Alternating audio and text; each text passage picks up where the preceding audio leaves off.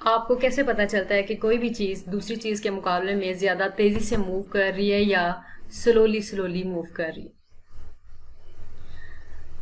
जैसे ये रैबिट है, ये एक रैबिट है एंड यहाँ पे टर्टल है, ठीक है।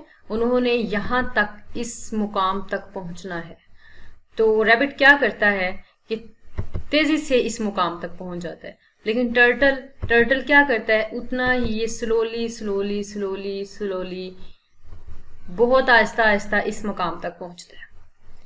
आपको कैसे पता चला कि इस रैबिट, ये वाला रैबिट है, ये तेजी से मूव करता है as compared to turtle? Definitely आपने इन दोनों की मोशन को ऑब्जर्व किया है। किसको ऑब्जर्व किया आप दोनों ने? आप लोगों ने, आपने रैबिट एंड टर्टल की मोशन को ऑब्जर्व किया है और आपको पता चला है कि जो रैबिट है वो जल्दी विनिंग पोस्ट तक पहुंच गया है टर्टल के मुकाबले में। Hence, in simple words, you can say that speed is nothing but how fast something is moving. But in physics, speed requires two things. Number one is distance that an object covered and a time taken by the object to complete that distance. Here is an example. Let's see, car A ये along the straight line move करती है और यहाँ तक पहुँच जाती है। चलें, रुकिए अभी 2 मिनट। ये कार जो है ये कौन सी मोशन को पोजेस कर रही है, किस टाइप ऑफ मोशन को पोजेस कर रही है? Yes, this is a rectilinear और लीनियर मोशन, क्योंकि कार जो है वो स्ट्रेट पाथ में मूव कर रही है। फॉर एग्जाम्पल, और इसे यहाँ तक पहुँचने में इसे 20 सेकेंड लगते हैं, 20 सेकेंड्स लगते हैं, right. And no, this is a car B, ये भी वही सेम पाथ सपोज 30 सेकेंड्स में कंप्लीट करती है, 30 सेकेंड्स में कंप्लीट करती है। अब कौन सी कार जल्दी डिस्टेंस कवर करती है, किसकी स्पीड ज़्यादा है? डेफिनेटली कार ए की। आपको कैसे पता चला कि कार ए की स्पीड ज़्यादा है? क्योंकि कार ने सेम डिस्टेंस जल्दी बहुत कम सेकंड्स में कंप्लीट कर लिया as compared to car B. अब speed in the physics, it is nothing but the ratio of the distance to the time. For example, ये हमारे पाथ, हम कहते हैं जी ये हमारे पास जो है पाथ लेंथ है, ये दोनों की 300 मीटर्स है।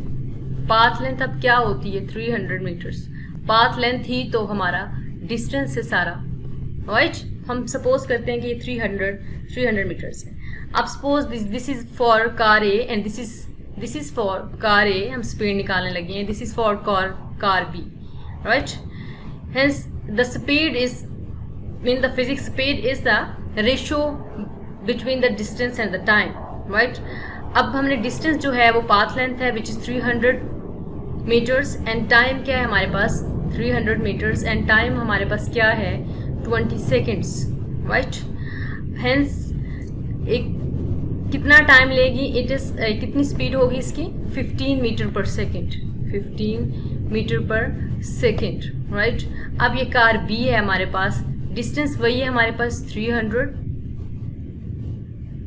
और टाइम जो है वो है हमारे पास 30 seconds, 30 seconds metre seconds, right.